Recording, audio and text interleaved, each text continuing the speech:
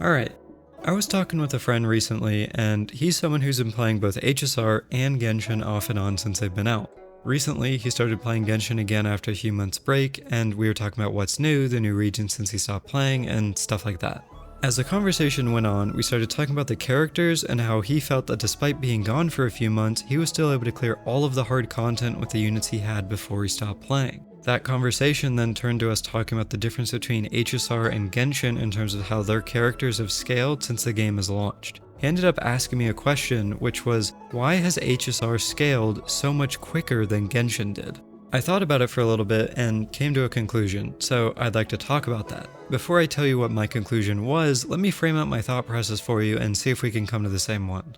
The first thing I did was look at the basics. HP inflation in HSR has happened at a faster pace than it did in Genshin. Obviously that's definitely an issue, but after thinking about it, I actually don't think that's what the real problem is. It's just a part of it, or in other words, it's a symptom of what's actually going wrong with the game rather than what the actual problem is. Looking past the symptom, what's left for you to look at is the characters, and this is where the comparison starts.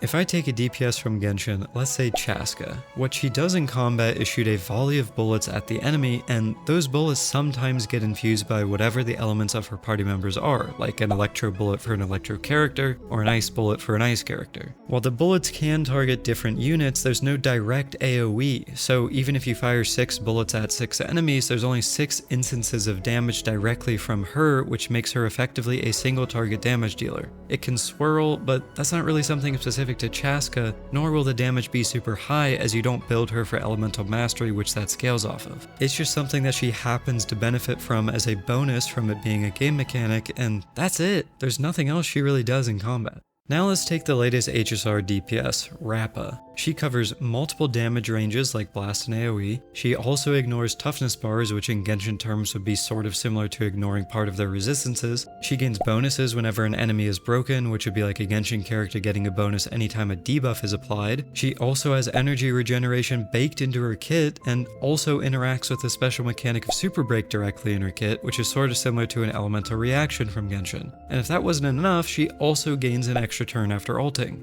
You might be starting to get the picture here, but let me take it even further by talking about supports. Genshin's latest support is Zilonen. What Zilonen does is decrease enemy resistances whenever you activate her skill. She does also heal, but that's really not what people are using her for. While Resistance Shred is a fantastic debuff, those two things are basically the only two things she does. Nothing more, nothing less. On the other hand, HSR's latest support is Sunday. I'll go rapid fire this time, so here we go. Sunday offers damage bonus for both the base target and also any summon that target has, energy to whoever uses his ultimate on, crit damage to whoever uses his ultimate on, crit rate to whoever uses his skill on, while also dispelling any debuffs on the target and 100% action advancing them. And on top of all of that, he's SP neutral at E0, making him even stronger, and his buffs last longer than any other support in his archetype. If you haven't gotten the picture yet, my conclusion was that HSR characters just simply do way too much. Like, it's just a hell of a lot of stuff all packed into one character, and all of those things stack on top of each other over and over again.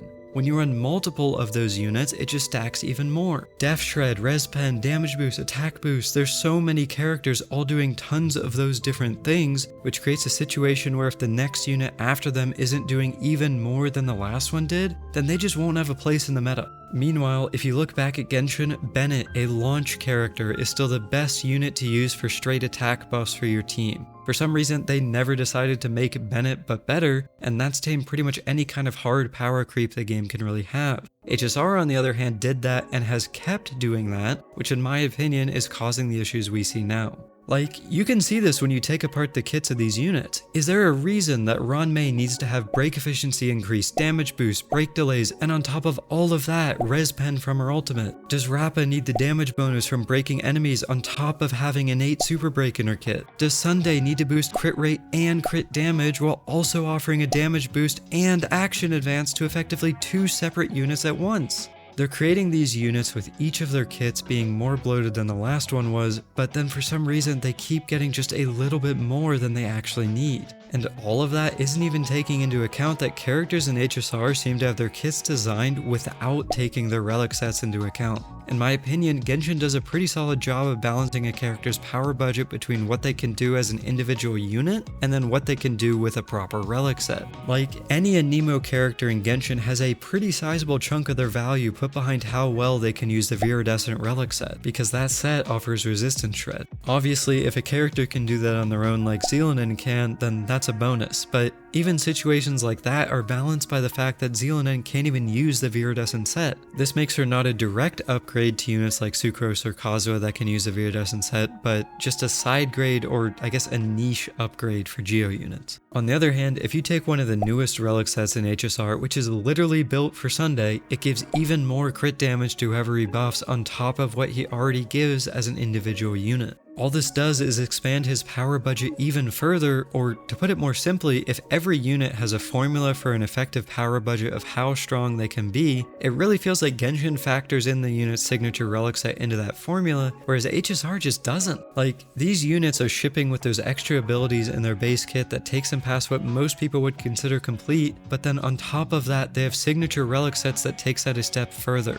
It would be like Zealonen in Genshin having her Res Shred, but then also having her C2 effects and relic set bonuses baked into her kit while still getting a signature relic set outside of that. All of that is without even considering the light cones and eidolons that these units can get, like how Robin gives Res Pen to the entire team with her E1, making it one of the strongest eidolons in the game currently, and arguably stronger than some other units individually are. Rappa gets Defense Ignore as a DPS with her E1, Acheron gets a self-applied debuff stack if you have her light cone. Like, those are all just extras, and while yes, those are extras you have to pay for, it really just layers more and more on top of their already bloated kits. What all this has done is made every character's kit in this game feel like an arms race. I mentioned a power budget, and it feels like every time a new unit is released, that budget just increases. And since it seems to be like that, I don't know that it can ever really stop. Like, at this point, it's what people expect, like one unit being better than the previous or doing something new and extra.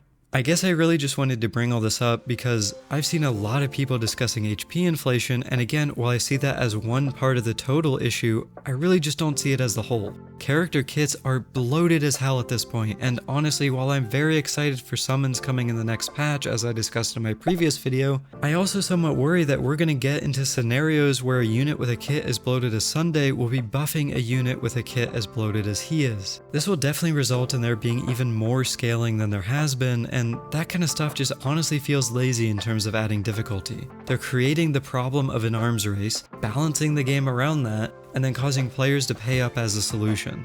Like I said at the beginning, I think a lot of people are looking at HP inflation and they're just saying, yep, that's all it is, the mobs having high HP is the problem. But what I feel that misses is that the HP increase is a direct result of how strong these newer units are. Again, it is a symptom, not the problem.